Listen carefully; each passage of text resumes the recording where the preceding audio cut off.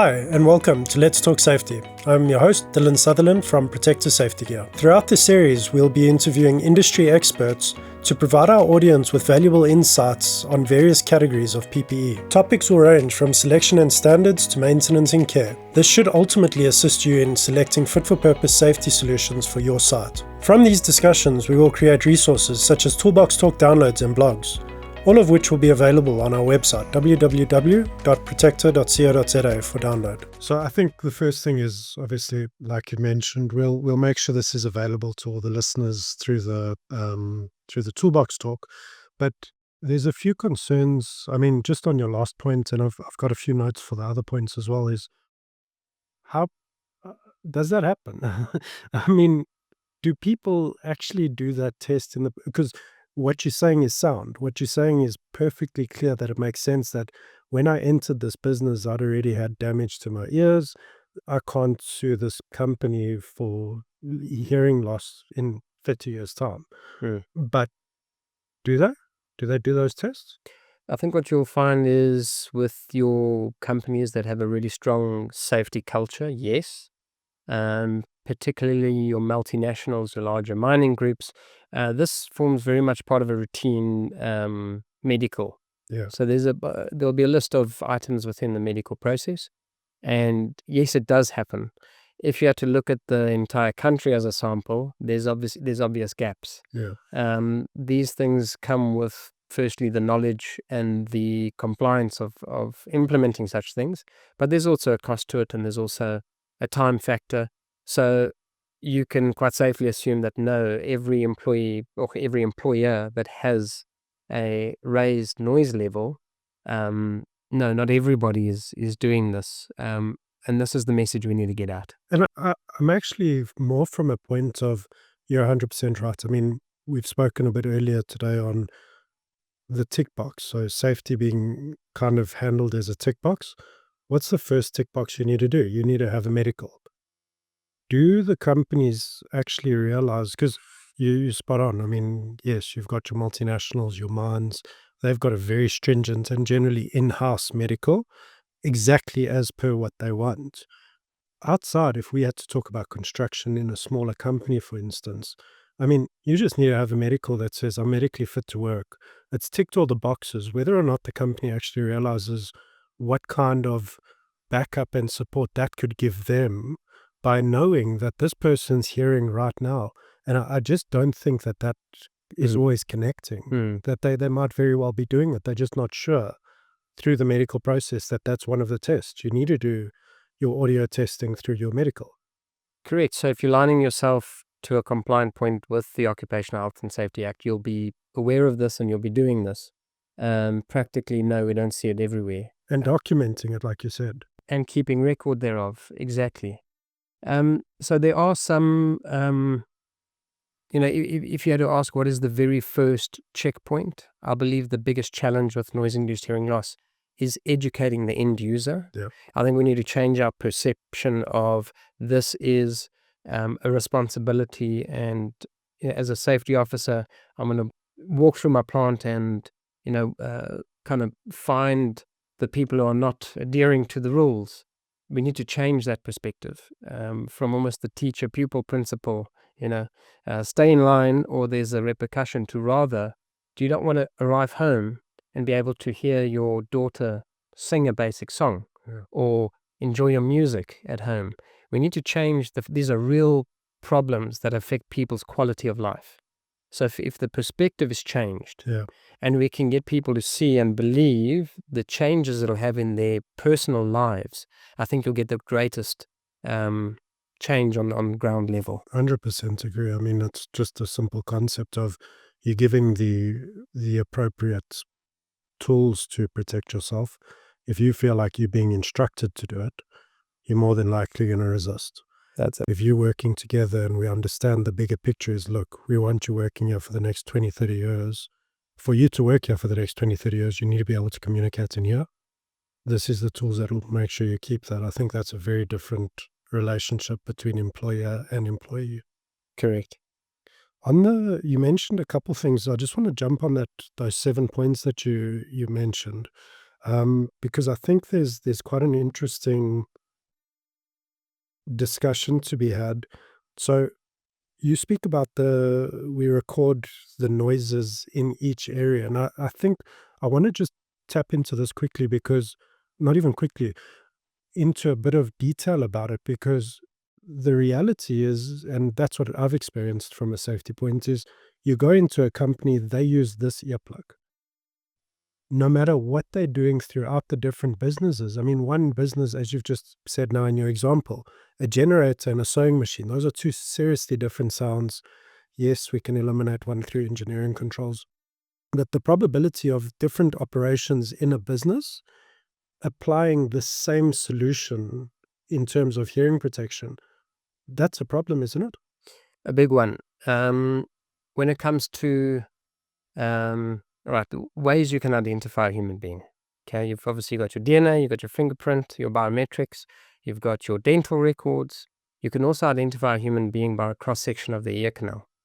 We're all different. In fact, you'll have a different right ear canal to your left ear canal. So the theory of one size fits all has never been less true, when you look at hearing protection.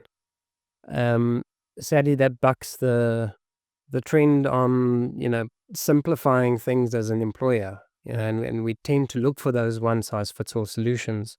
But it's almost near impossible to achieve when it comes to hearing protection.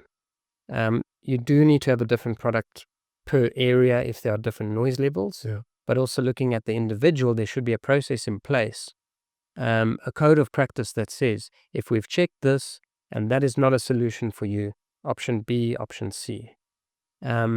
There is a new product available, which is in-ear fit testing. Essentially, it's a kit with a headphone where you can test the baseline test, put in the earplug, and then you can test the residual noise. It's done over a few minutes, and this can be tested against any earplug in the market. It's not a uvex specific earplug.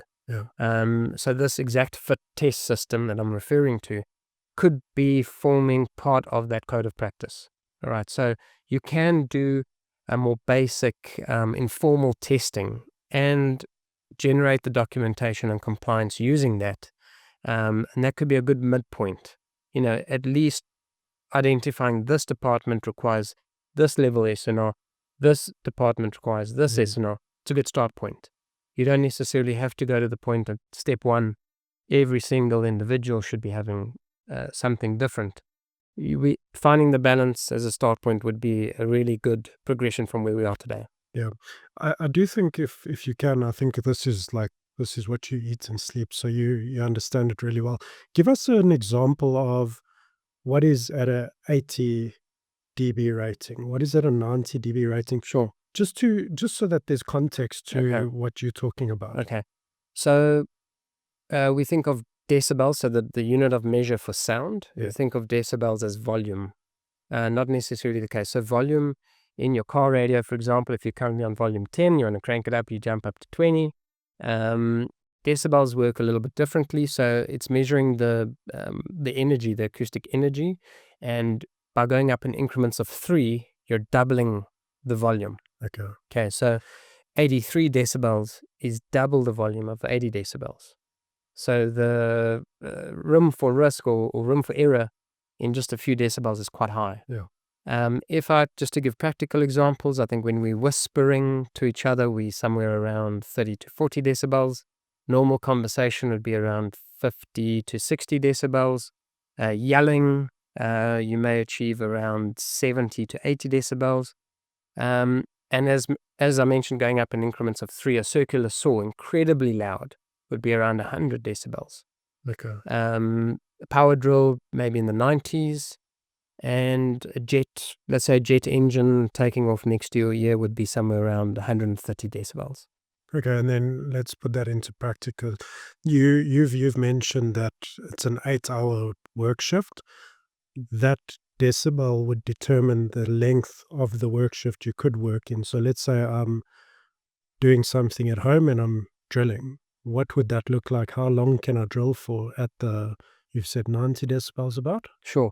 So a lot of industrial equipment will have if you go home and inspect your lawnmower, for example, it may have a sticker on it that tells you the decibels that it emits. Yeah. And this is very common in the case of an industrial setting. So a rock drill operator, for example, drilling into the rock surface, that equipment typically by the mine would be selected based on its noise level it emits. Okay. And that would be documented on the data sheet of the device. But to answer your question, it's an 8-hour average, and that's what we protect against. Where the deviation is very high in contrast from your peak sounds to your average. Department of Labor has actually just now published this month. They've just promulgated new noise regulations that takes this into consideration. And at that point, you need to look at doubling up on your protection. So if you're wearing an earplug that's advertised as a 30 SNR, you need to now double up by adding an earmuff on top of that for those peak times. Are you saying earplug plus earmuff over it? Correct. How would that work in terms of the SNR? I mean, does that give you, if it's a 30 SNR earplug and a 35 muff, would that give you 65? No. So good question, because that's often how it's applied. You would hope that let's say the exterior, in this case would be the capsule of the earmuff, would block out the 35, the example you gave, and then you would be remaining with whatever the noise level is, less 35, and then you've got the earplug to defend it. Unfortunately, it doesn't work that way, but what you can do is take the higher of the two and then add 4 to 5 decibels. So you would take your 35, and on top of that, if it's a relatively high attenuating earplug underneath, you would then add 5 decibels to the protection factor. So you've gone from 35 to 40. Yeah. And if you're trying to get it back down to below 80, you could say 80 plus your 40. You can operate in average noise levels of 120 decibels with those two products in combination. Incredibly loud. Yeah, but I think the reason I'm asking is I think it's critical. We'll also put a link on that new. I think it was it gazetted or was it published? Is it? It's promulgated. So what that means is there's still 18 months before it becomes law, and in this period there's still technical committees that discuss certain factors, whether it should proceed or if there should be some changes. But I do think that when people start seeing this, it's critical that they don't see it as doubling up in the protection, because that's where the risk sits. Correct. It's quite easy to say, okay, 30 and 35, I'm going to be protected to a 65 point. Nothing can hurt me. Correct. Where actually they might still be exposed. Correct. So you've just spoken about the doubling up. I think maybe just touch on what do you mean in terms of, I mean, you can't have an earmuff on an earmuff, I would assume. What are the kinds of products we can use when we're talking about hearing protection? Okay, I think, let's touch on the 4 most common, all right? And maybe we'll look at the pros and cons on each one. So typically your earplugs, your reusable rubber type earplug is the most common because it has benefits that make it very practical to implement. All right, you only need to replace it every 30 days. So the lifespan is pretty good. So the cost factor comes in, right? I mean, any hearing protection product relative to its benefit is incredibly cost effective. We're talking about quite low cost products here. Yeah. But your reusable plug can be effective in achieving a seal. And the reusability of using it for 30 days is obviously very beneficial in terms of issuing, in terms of waste. It typically comes with a cord, easy to handle, and so it's generally widely accepted as the most common product we see in the South African market. The SNR there ranges from around your 20-23 mark up to around 30-34. So you're able to get quite a high level of protection. The downside, because it's slightly harder material than a foam earplug, is for the wearers that are somewhat susceptible to inner ear irritations. It can be slightly less comfortable, especially if you're aiming for the higher SNR side. So your lower SNRs, obviously less material, less size, perhaps less flanges, and easier to insert and remove. Your higher SNR products, a bit more bulky, slightly less comfortable, depending, of course, on the individual and his or her ear canal dimensions. On the disposable side, you've got your polyurethane disposable foam earplugs. They're typically used for one shift, so you could go through a pair or two per day. Very good in clean, hygienic environments, because this product will need to be rolled down before inserted into the ear. So you roll down, compress the foam, reach over, lift your ear, because your ear canal is sloping downwards towards the outside. So by lifting your ear, you will straighten the ear canal, and your straight earplug can now easily insert into a straight canal.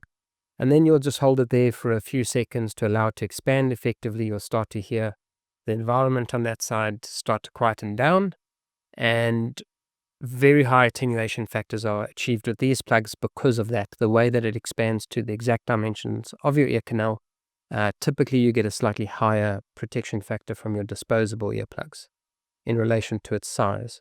But you'll be disposing of them daily, so the waste factor is not ideal. And if you're in a dirty environment, you don't want to be putting dirt on that earplug before inserting it into the ear canal. Okay. Then you've got your earmuffs and your cap mounting or your helmet mounting earmuffs. Earmuffs very convenient when it comes to, let's say, changing environments. If I'm somebody who needs to move from area A to B to C, A may have a requirement for hearing protection, B not, and C does. So I'm running between them all day. To stop, pause, insert a disposable earplug and throw it away again would obviously not be practical. Yeah. Having an earmuff on hand is a very quick donning process and doffing process, and it achieves the protection as advertised, as long as you've got a seal around the ear. In which case, things to consider is just, of course, if you have other PPE, is it colliding and breaking that seal, such as your safety eyewear or something like that. And also for employees that maybe have a infection in the ear or a concern in the ear with inserting and removing earplugs, that would be the way to go. Fourth one, your customized molded plugs, where we actually take a mold of the ear canal and we produce the product to match that canal 100%.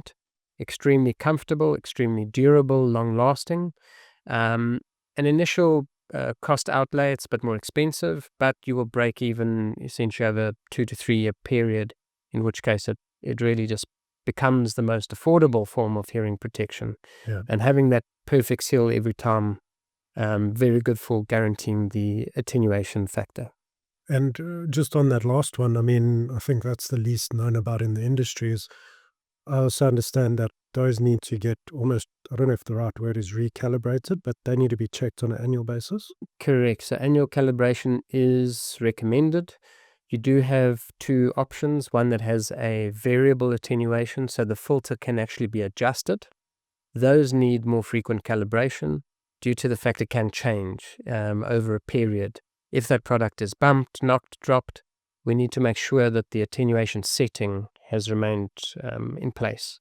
If it's a fixed filter, your requirement for calibration will be less frequent, but the best practice would still be once a year, where a technician will come out and just check that there's still a good seal and a good attenuation. Awesome. I think usually to wrap these up, we always ask, I mean, you've been, like you've mentioned now, 10 years in the industry. I think you would have seen some jaw-dropping instances and perspectives even. I mean, do you have any myths or usually we even see it from a sales point where somebody tries to baffle someone with incorrect information. Do you have any myths or points that are in the industry which are quite off, that seem to be quite often believed? I think the two we touched on earlier was initially thinking I need to protect my hands and my feet first. That's common everywhere I go. Not the case. If you see there's a risk on the hearing side, start there. You also need your ears to sense other safety concerns. You could hear, let's say, a failure in the factory sometimes before you see it. So your ears in themselves are also a defense mechanism or a safety product, you could say. Some myths, it only affects the elderly. We get that one often. That's entirely not true. The correlation between elderly people and hearing loss is simply because they've been exposed to more noise over a longer period. If you cram that same amount of exposure into a newborn baby, that baby would be as deaf or as affected as the elderly person. Yeah. The myth of your hair cells growing back, not like other parts of the body where hair grows back if you shave it off, or like grass, it's not going to grow back. Unfortunately, once they collapse and are destroyed, they're not coming back. Okay, last myth I think is that my body gets used to it. You touched on it earlier. No, entirely false. And sadly, you're actually just becoming a stat in hearing loss. And I think what I do also want to say to all the employees out there, satisfying the safety officer by placing something in your ear is something we need to stop. We're fooling ourselves. Insert the earplug, learn how to if you don't know how to insert the earplug, learn how to insert the earplug and do it for your own selfish reasons, your own quality of life. Live a better life, have the ability to hear, and all the beauty that comes with it. And don't see it as a compliance factor. See it as a real part of life, a quality of life, and you can live life to the fullest. Awesome. I appreciate that.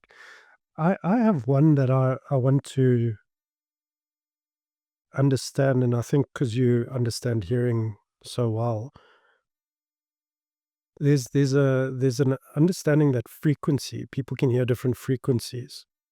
Does that happen with damage? I mean, sometimes you'll switch on a TV and you can hear a high frequency, and somebody might not hear that same frequency.